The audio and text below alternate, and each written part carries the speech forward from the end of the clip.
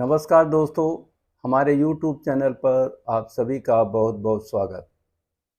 दोस्तों, आज मैं आप सभी को बताना चाहता हूँ कि हमारे जो नारद जी महाराज हैं, वो एक जगह पर क्यों नहीं ठहर पाते, घूमते ही रहते हैं। और अगर ठहरना चाहें तो अधिकतम कितना ठहर सकते। ये कहानी है विष्णु पुराण से। प्रजापति दक्ष जो ब्रह्मा जी के पुत्र हैं, तो दक्ष महाराज ने सोचा कि सृष्टि का विस्तार किया जाए। तो उन्होंने अपनी तपस्या से पंचजन्य की पुत्री से हर्षस्व नाम के 10,000 पुत्र पैदा किए और उनको आदेश दिया कि जाइए सृष्टि का विस्तार कीजिए, यानी कि अपने अनुसार कन्या का वरण कीजिए और सृष्टि का विस्तार कीजिए। 10,000 पुत्र पिता का आदेश मानकर चल देते हैं, यानी कि कन्याओं को अपने अनुसार ढूंढने के लिए चल देते हैं। और सिंध नदी के किनारे इधर नारद जी महाराज उनको मिल जाते हैं। नारद जी महाराज ने पूछा, कहाँ जा रहे हो? पुत्रों ने बताया कि कन्याओं को खोजने जा रहे हैं, अपने अनुसार पिता का आदेश है, सृष्टि का विस्तार करना है, तो कन्याओं को खोजने जा रहे हैं। नारद जी ने उनको श्रीमन नारायण नारायण हरि हरि का उपदेश दिया, यानी भगवान का उपदेश दिया कि आप किस चक्कर में पड़ते हो। ये प्रजापति जी को पता नहीं क्या हो गया है कि आप सभी को जंजाल में फांस रहे हैं।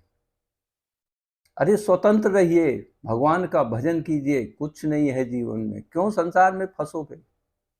मत करो शादी आदि, मत करो कोई विवाह, मत ढूंढो कोई कन्या। इस तरह से नारद जी ने समझाकर उन सभी को श्रीमन नारायण नारायण हरि हरि का मंत्र देकर वहां से अलग अलग जाकर तपस्या करने के लिए बोल दिया। वो 10,000 सभी के सभी चले जाते हैं। इधर जब प्रजापति महाराज को ये बात पता लगती है, तो वो पुनः 1.25 लाख पुत्र उत्पन्न करते हैं। उनको भी यही आदेश देते हैं। नारद जी महाराज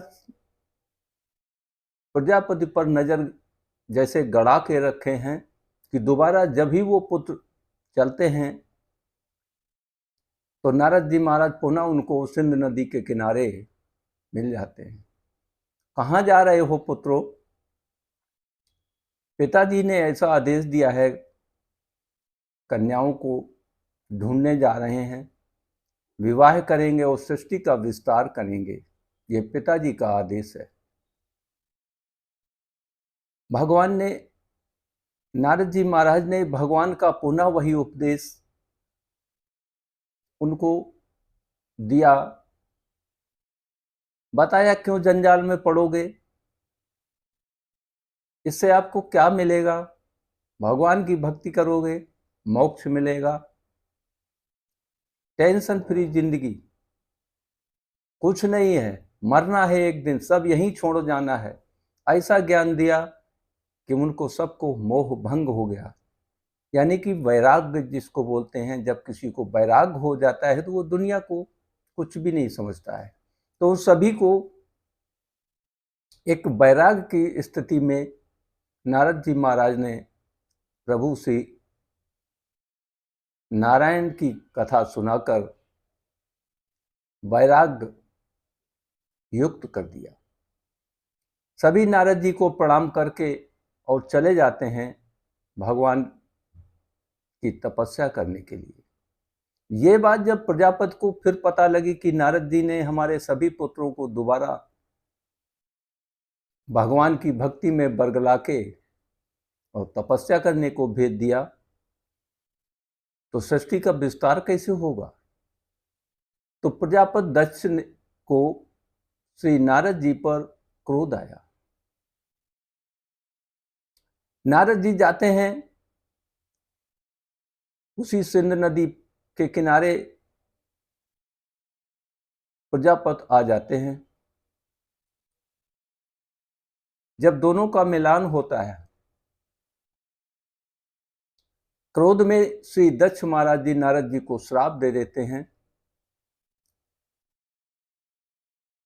कि आप कभी भी एक जगह नहीं ठहर सकते, अधिकतम 2 घंटा से ज्यादा आप कहीं पर एक जगह नहीं ठहर सकते। तो ये श्राप किसने दिया?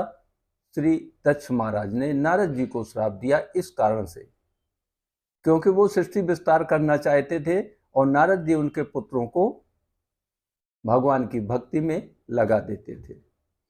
तो अधिकतम टाइम कितना है ठहरने का? 2 घंटा, यानी 2 घंटा से ज्यादा आप एक जगह कहीं पर नहीं ठहर सकते। उन्होंने शायद सोचा होगा कि अगर नारद जी यहाँ नहीं होते तो हमारे पुत्र चले जाते, कन्याओं के साथ विवाह करते, सृष्टि विस्तार होता, हमारे कार्य में व्यवधान नारद जी ने ही डाला। तो आप लोगों को शायद समझ में आया होगा कि नारद जी क्यों एक जगह नहीं ठहर सकते, और ठहरना अगर चाहें तो कितना ठहर सकते? सिर्फ 2 घंटा। यही कारण है दोस्तों कि नारद जी हर लोक में भ्रमण करते रहते हैं और उस भ्रमण का जो सार है भगवान विष्णु तक ट्रांसफर करते रहते हैं।